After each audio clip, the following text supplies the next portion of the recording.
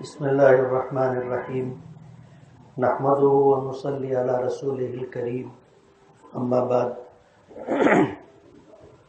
فاعوذ باللہ من الشیطان الرجیم بسم اللہ الرحمن الرحیم ان الدین عند اللہ الاسلام وقال اللہ تبارک وتعالی ومن یبتغ غیر الاسلام دینا فلن يقبل منه وهو في الآخرة من الخاسرین وقال النبی صلی اللہ علیہ وسلم ان الدین یسر ولن یشاد الدین احد الا غلب فسددوا وقاربوا صدق اللہ العظیم وصدق رسولہ النبی الکریم۔ میری ماں اور بہنوں، بہت مجبوری میں اس وقت آپ لوگوں سے گفتگو کرنے کی جسارت ہو رہی ہے۔ حالات ملک کے کچھ اس طرح ہیں کہ پورے دیش میں اسلام کو اور مسلمانوں کو صفحہ ہستی سے مٹانے کی سازش کی جا رہی۔ ایسے ہم لوگ نہ پہلے مایوس تھے، نہ آج مایوس ہیں، اور نہ کبھی آگے مایوس ہوں گے۔ اور مایوس نہ ہونے کی وجہ یہ ہے کہ ہم کمزور ہو سکتے ہیں، لیکن جس خدا پر ہمارا ایمان ہے وہ اتنی قدرت رکھتا ہے کہ ساری دنیا کی باطل طاقتیں مل کر کے اگر اللہ کے کسی فیصلے کو بدلنا چاہیں تو بدل نہیں سکتے۔ دنیا کی ساری طاقتیں اللہ کی طاقت کے نزدیک مچھر کے جالے کی بھی حیثیت نہیں رکھتی۔ اس لیے ہم مایوس نہیں ہیں، اور ہمیں اللہ کے رسول صلی اللہ علیہ وسلم کی وہ حدیث معلوم ہے کہ لا یبقى علی ظاہر الارض بیت مدر ولا وبر الا ادخلہ اللہ الاسلام بعز عزیز او ذل ذلیل، کہ روئے زمین پر کوئی کچا پکا گھر باقی نہیں رہے گا مگر ہر جگہ اسلام پہنچ کر کے رہے گا۔ قبول کرنے والے چاہیں تو عزت سے قبول کریں، ورنہ انہیں ذلیل ہو کر کے قبول کرنا پڑے گا۔ اس وقت کے آنے سے پہلے دنیا کی کوئی بھی طاقت اسلام کو مٹا نہیں سکتی۔ جب وہ وقت آئے گا کہ پوری دنیا میں اسلام ہی اسلام ہوگا، پھر اس کے بعد جو حالات آئیں گے کہ اسلام میں انحطاط شروع ہو جائے گا، مسلمانوں میں ایمان کی کمزوری، اسلامی احکامات سے روگردانی، اور یہ سلسلہ جب چلے گا تو ایک وقت تو وہ بھی آئے گا کہ پھر روئے زمین پر کوئی ایک شخص بھی اللہ اللہ کہنے والا باقی نہیں رہے گا، تو اللہ پاک اس دنیا کو ختم کرنے کا فیصلہ فرمائیں گے، جس کو قیامت کہتے ہیں۔ اس لیے آج کے حالات میں جبکہ الحمدللہ ملک بھر میں ہزاروں مدرسے اپنا کام کر رہے ہیں، ہزاروں مکتب میں بچوں کو دین کی بنیادی تعلیم، قرآن کریم کا ناظرہ اور حفظ پڑھایا جا رہا ہے، ہمارے بچے حافظ بن رہے ہیں، عالم بن رہے ہیں، مفتی بن رہے ہیں، مسجدوں میں امامت کر رہے ہیں، مکتب میں ہمارے بچوں کو نورانی قاعدہ اور قرآن کریم پڑھا رہے ہیں، دعوت و تبلیغ کی محنت ہو رہی ہے۔ ہم لوگ دین کی بات سننے کا شوق رکھتے ہیں اور دین پر عمل کرنے کا جذبہ رکھتے ہیں، تو دنیا کی کوئی طاقت بھی اسلام کو ختم نہیں کر سکتی اور مسلمانوں کو صفحہ ہستی سے مٹا نہیں سکتی۔ لیکن آج کچھ ایسے حالات ہیں کہ دنیا تو ہمیں نہیں مٹا سکتی، لیکن اگر ہم نے اللہ کی رسی کو چھوڑ دیا اور دین پر عمل کرنے سے ہم نے روگردانی کر لی تو ہم اللہ کی مدد سے محروم ہو جائیں گے، اور جب اللہ کی مدد سے محروم ہو جائیں گے تو پھر دنیا کی کوئی طاقت بھی ہمیں بچا نہیں سکے گی۔ آج ان لوگوں کی حکومت ہے جن کا پروگرام اسلام اور مسلمانوں کو صفحہ ہستی سے مٹانا ہے۔ اللہ کا بہت بڑا کرم اور احسان ہے کہ آج ہندوستان میں ہماری تعداد 20 کروڑ سے زیادہ ہے۔ ظاہر بات ہے 20 کروڑ کو دنیا کی کوئی طاقت ختم نہیں کر سکتی۔ 2 4 10 20 لوگوں کی موت ہوتی ہے فسادات میں تو پوری دنیا میں شور ہو جاتا ہے، تو 20 22 کروڑ لوگوں کو ہندوستان سے ختم کرنا دنیا کی کسی طاقت کے لیے ممکن نہیں ہے۔ لیکن حالات کچھ اس طرح کے ہیں کہ وہ آہستہ آہستہ اسلام کو نقصان پہنچانا چاہتے ہیں۔ آج کی صورتحال یہ ہے کہ اسلام کا جو نظام طلاق ہے دنیا کے کسی مذہب میں نہیں ہے۔ وجہ اس کی یہ ہے کہ انسانی فطرت اور انسانی مزاج اللہ نے ہر ایک کو الگ الگ عطا کیا ہے، اور آج سرکاری سروے کے مطابق ملک میں اگر مسلمانوں میں 200 نکاح ہوتا ہے تو 200 نکاح میں سے ایک نکاح ایسا ہوتا ہے جس میں میاں بیوی میں بے بناؤ ہوتا ہے اور نبھا کی شکل نہیں ہوتی، تو وہ علیحدگی کی نوبت آتی ہے، ورنہ 199 نکاح کامیابی کے ساتھ چل رہے ہیں، اور اس طرح لوگ میاں بیوی کے رشتے میں بند کر کے خوشگوار عافیت والی زندگی گزار رہے ہیں۔ پورے ہندوستان میں سرکاری رپورٹ کے مطابق سب سے زیادہ میاں بیوی کے اختلافات، علیحدگی اور جھگڑا ہندو سماج میں۔ خود ہمارے ملک کے وزیر اعظم مودی، انہوں نے نکاح کیا اور اپنی بیوی کو معلق چھوڑ کر کے رکھا ہے، نہ وہ بیوی ہے اور نہ شوہر سے علیحدہ ہے کہ وہ کہیں نکاح کر سکے۔ اور یہ دن دو دن کی بات نہیں ہے، یہ تقریباً 30-40 سال سے اس مجبور اور مظلوم عورت کے ساتھ ہمارے ملک کے وزیر اعظم نے یہ سلوک اور یہ رویہ اختیار کیا۔ ہم مسلمانوں میں ایسا نہیں ہے، جب نبھا کی کوئی شکل نہیں ہوتی تو اس صورت کے اندر طلاق کی نوبت آتی ہے، ورنہ میاں بیوی کے اختلاف کے موقع پر شریعت کا حکم یہ ہے فَعِظُوهُنَّ کہ مرد حضرات اپنی بیویوں کو جب کہ ان کی طرف سے نشوز اور نافرمانی ہو تو انہیں سمجھائیں، اگر سمجھانے سے بیوی سمجھ لے تو بات ختم ہو گئی، نہ سمجھے تو فرمایا کہ وَاهْجُرُوهُنَّ فِي الْمَضَاجِعِ، تو پھر شوہر بیویوں سے اپنا بستر علیحدہ کر لے، اور اگر اس سے بھی بیوی ماننے کے لیے اور اپنی غلطی سدھارنے کے لیے، اپنی اصلاح کے لیے آمادہ و تیار نہ ہو تو پھر فرمایا وَاضْرِبُوهُنَّ کہ پھر شوہر بیویوں کے ساتھ سختی کرے۔ اور سرکار دو عالم صلی اللہ علیہ وسلم نے سختی کس حد تک ہونی چاہیے اور کیسی ہونی چاہیے اس کی تفصیلات عطا کی۔ جانوروں کی طرح مارنا یا دشمنوں کی طرح مارنا شریعت نے اس کی اجازت نہیں دی ہے۔ نبی کریم صلی اللہ علیہ وسلم نے جب صحابہ کرام نے پوچھا کہ سختی کیسے کریں تو حضور نے مسواک بتائی کہ مسواک سے مارے۔ ظاہر بات ہے مسواک سے کیا مار پڑے گی، لیکن جب کسی سے محبت اور تعلق ہو اور اس کی طرف سے اتنا معمولی سا بھی اگر کوئی واقعہ پیش آ جائے تو پھر جن کو محبت ہوتی ہے ان کے لیے یہ چیز ناقابل برداشت ہوتی ہے۔ اور اگر اس کے بعد بھی سختی کے بعد بھی بیوی اصلاح نہ کرے تو پھر حکم یہ ہے کہ حکم من اہلہ و حکم من اہلیہ کہ شوہر کی طرف سے 2 پنچ اور بیوی کی طرف سے 2 پنچ یہ بیٹھیں۔ اللہ نے اس بات کی ضمانت اور گارنٹی لی ہے کہ ان یرید اصلاحا یوفق اللہ بینہما، اگر یہ پنچ حضرات میاں بیوی کے درمیان اصلاح کی نیت رکھیں گے تو اللہ پاک میاں بیوی کے درمیان موافقت پیدا کر دے گا۔ اگر پنچوں کے سمجھانے کے بعد بھی نبھا کی کوئی شکل نہ ہو تو اب سوائے علیحدگی کے کوئی راستہ نہیں ہے۔ دوسرے مذاہب میں لوگ بیویوں کو پھانسی پر چڑھا کر کے مار دیتے ہیں، کنویں میں ڈھکیل دیتے ہیں، یا پھر ان کے اوپر گھاسلیٹ اور پیٹرول ڈال کر کے جلا دیتے ہیں۔ شریعت نے اس بات کی اجازت نہیں دی۔ شریعت نے یہ طریقہ بتایا کہ جب علیحدگی کی نوبت آ جائے تو پھر شوہر کو یہ چاہیے کہ وہ 1 طلاق دے کر کے معاملے کو ختم کرے۔ طلاق 1 بھی کافی ہے میاں بیوی کے رشتے کو ختم کرنے کے لیے، 3 طلاق دینا ضروری نہیں ہے۔ لیکن شریعت کی جو تعلیمات ہیں ان تعلیمات کو ہمارے نوجوانوں نے اور مردوں نے یا تو انہیں پتہ نہیں ہے یا پھر انہوں نے اس کو فراموش کر دیا ہے، اور جب طلاق کی نوبت آتی ہے تو غصے میں اور جذبات سے مغلوب ہو کر کے ایک ساتھ 3 طلاق کا فیصلہ کرتے ہیں۔ ظاہر بات ہے ایک ساتھ 3 طلاق دینا بیوی کے لیے بھی اور شوہر کے لیے بھی انتہائی تکلیف دہ، تفصیل میں جانے کا موقع نہیں ہے، لیکن کسی کی بہن بیٹی کو اگر 3 طلاق دے دی جاتی ہے اور وہ اس طرح میکے میں بھائیوں اور والدین کے پاس واپس آتی ہے تو پورے خاندان کے لیے کتنے دکھ اور صدمے کی بات ہوتی ہے۔ اس بات کا احساس بعض مردوں کو نہیں ہوتا۔ یہی وجہ ہے کہ انہوں نے جب 3 طلاق دی تو کچھ ایسی خواتین جو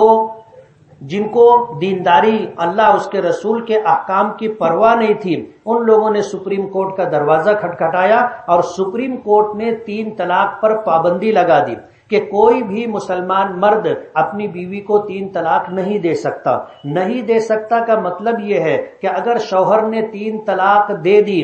تو ملک کے موجودہ قانون اور سپریم کورٹ کے فیصلے کے مطابق وہ طلاق واقع نہیں ہوگی۔ اب ظاہر بات ہے یہ چیز شریعت کے خلاف ہے۔ شریعت نے ایک نظام طلاق عطا کیا ہے، اور وہ نظام طلاق یہ ہے کہ شوہر 1 طلاق دے گے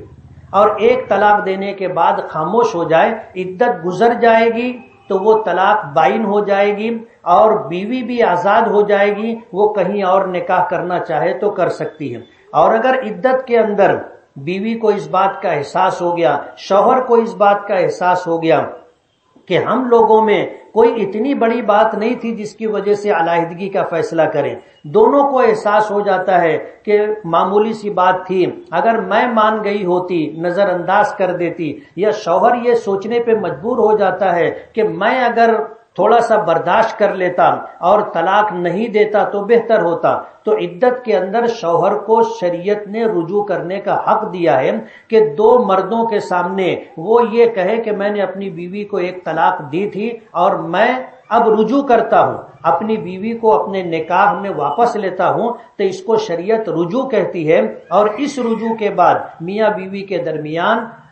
پھر سے رشتہ نکاح قائم ہو جائے گا۔ تو یہ وہ صورتحال ہے جو شریعت نے ہمیں عطا کی ہے۔ اور 3 طلاق دینا امام اعظم ابو حنیفہ اور امام مالک رحمت اللہ علیہ کے یہاں ناجائز، حرام اور گناہ کبیرہ ہے، لیکن اگر کسی شخص نے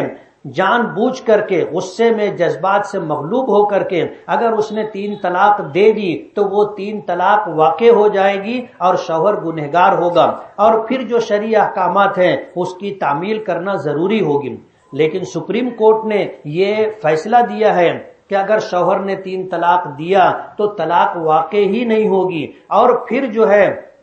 سپریم کورٹ نے حکومت کو اس بات کا پابند کیا تھا کہ وہ اس سلسلے میں کوئی قانون بنائے۔ آج کی بی جے پی کی سرکار نے جو قانون بنایا وہ یہ کہ اگر شوہر 3 طلاق دے گا تو وہ 3 طلاق واقع نہیں ہوگی،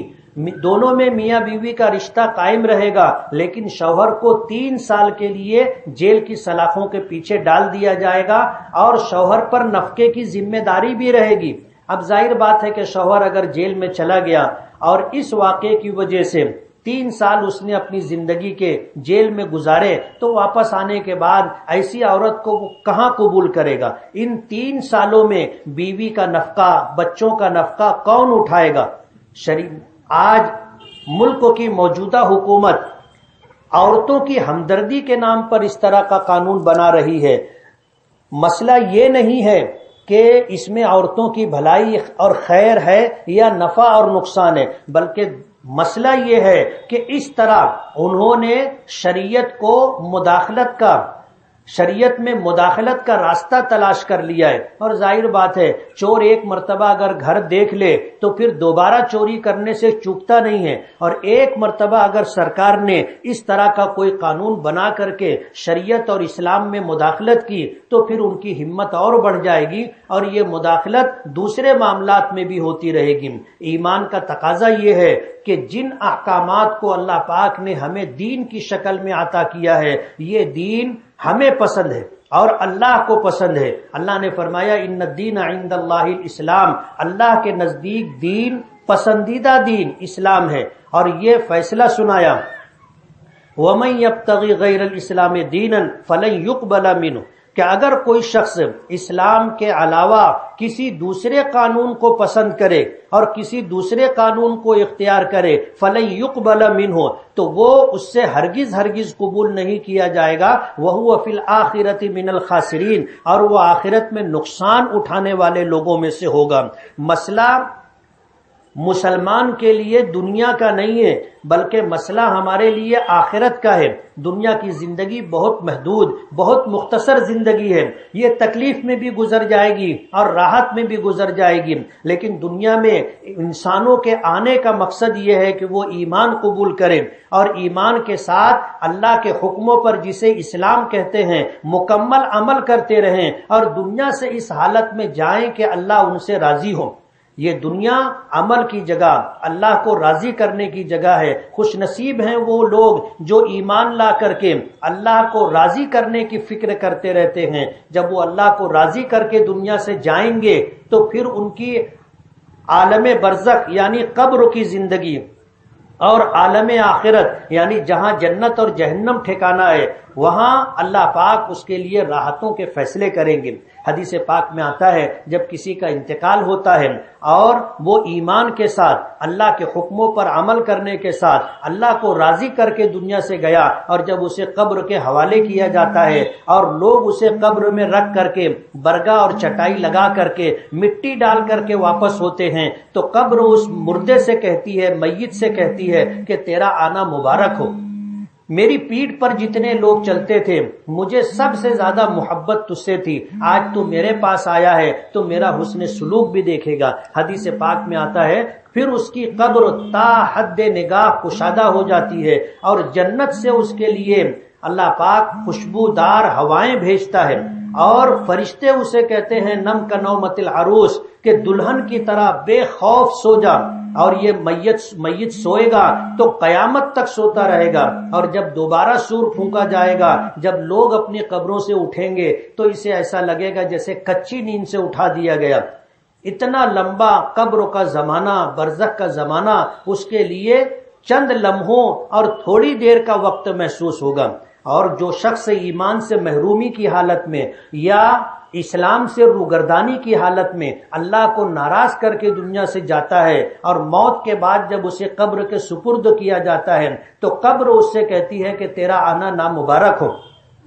میری پیٹھ پر جتنے لوگ چلتے تھے مجھے سب سے زیادہ نفرت تجھ سے تھی، آج تو میرے پاس آیا ہے تو میرا سلوک بھی دیکھے گا۔ حدیث پاک میں آتا ہے کہ پھر قبر اسے اتنے زور سے بھینچتی ہے اور دباتی ہے کہ اس کی آزو بازو کی پسلیاں ایک دوسرے میں گھس جاتی ہیں۔ سرکار دو عالم صلی اللہ علیہ وسلم نے یہ بات اشارے کے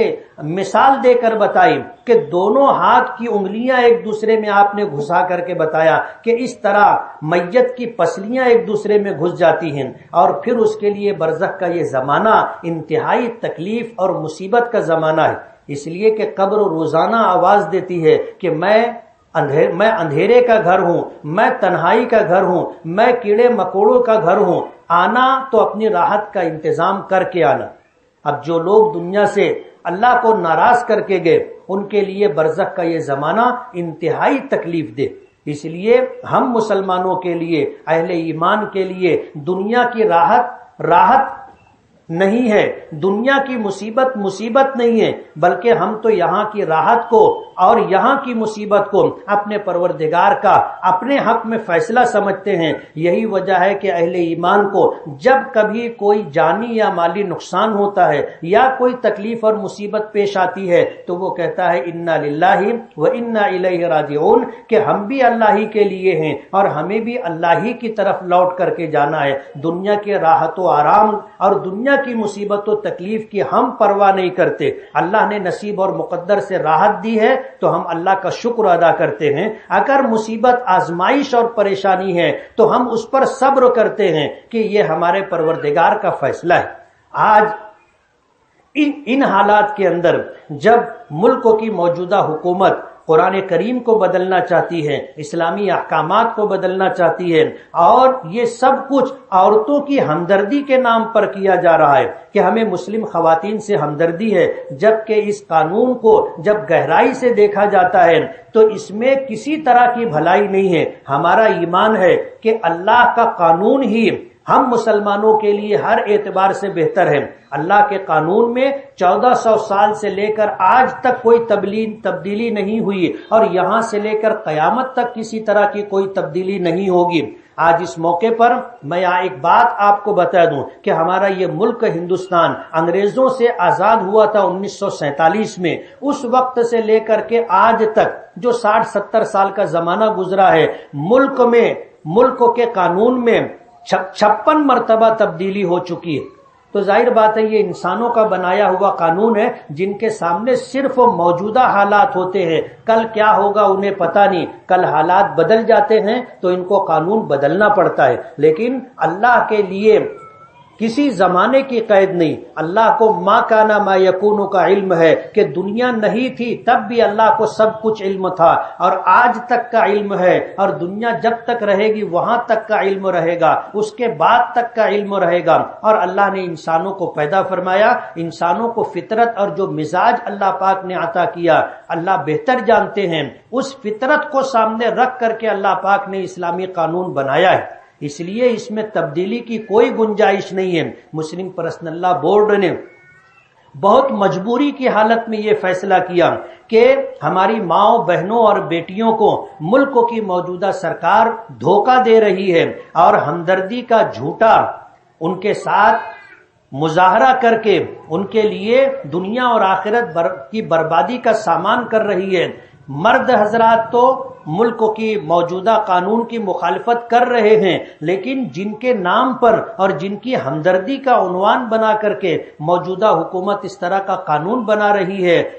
اس طبقے کو یعنی ہماری ماؤں بہنوں اور بیٹیوں کو اس کی مخالفت کرنی چاہیے۔ اس کے لیے مسلم پرسنل لا بورڈ نے شہر بھر کے علماء، سماجی ذمہ داران، جتنی ملی تنظیمیں اور ادارے ہیں اور اسی طرح جتنی سیاسی پارٹیاں ہیں، سب کے ذمہ داروں کو جمع کیا تھا، اور سب کے مشورے سے یہ طے ہوا کہ آنے والی جمعرات کو دوپہر 2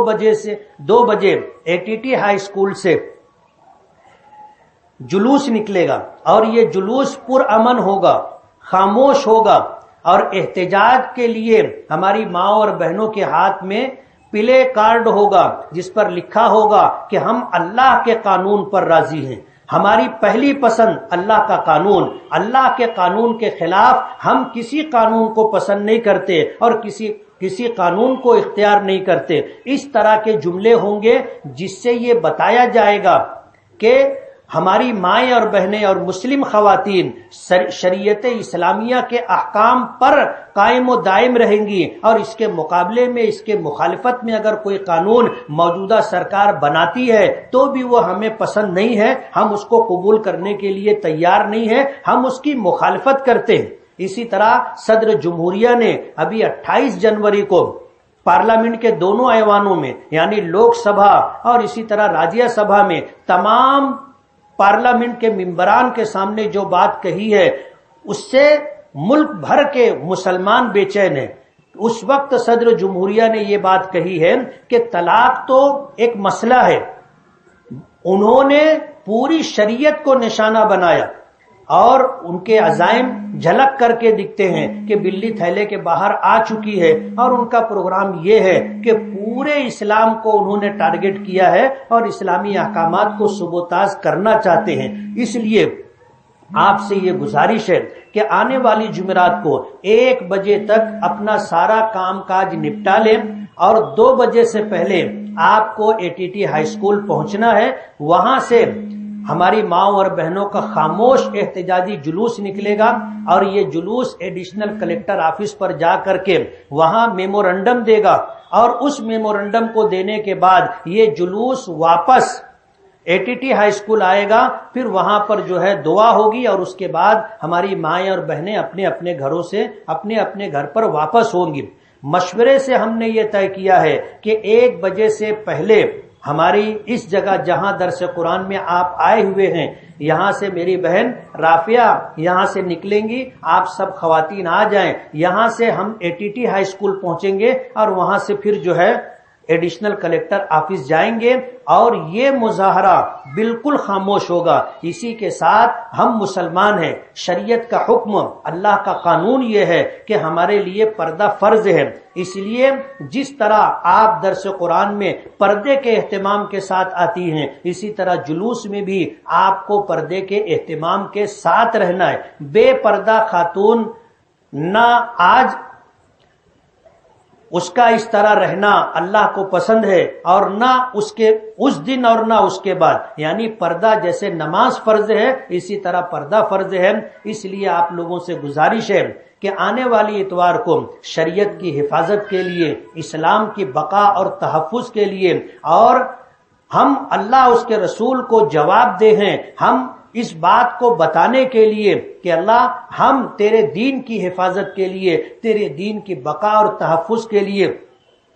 جمہوری طریقے سے اس ملک میں جو مظاہرہ اور مخالفت ہو سکتی تھی وہ ہم نے کی۔ اگر آج ہم نے اسے نظر انداز کر دیا اور شریعت کی بقا اور تحفظ کے لیے ہم نہیں نکلے تو کل اللہ کی بارگاہ میں جواب دینے کے لیے ہمارے پاس کوئی عذر نہیں ہوگا۔ دنیا کے کاموں کے لیے ہم اپنے سارے کاموں کو آگے پیچھے کر لیتے ہیں، تو شریعت کے لیے ہمیں 2-3 گھنٹوں کا وقت فارغ کرنا ہے۔ آنے والی جمعرات کو 1 بجے آپ سب یہاں آ جائیں، اور یہاں سے آپ کو ATT ہائی اسکول جانا ہے، اور ATT ہائی اسکول سے ایڈیشنل کلیکٹر جانا ہوگا، اور اس کے بعد ATT ہائی اسکول واپسی ہوگی، دعا ہوگی، اور وہاں سے آپ اپنے اپنے گھر آئیں گے۔ مسلم پرسنل لا بورڈ کی طرف سے یہ گزارش کرنے کے لیے آج میں اس وقت یہاں آپ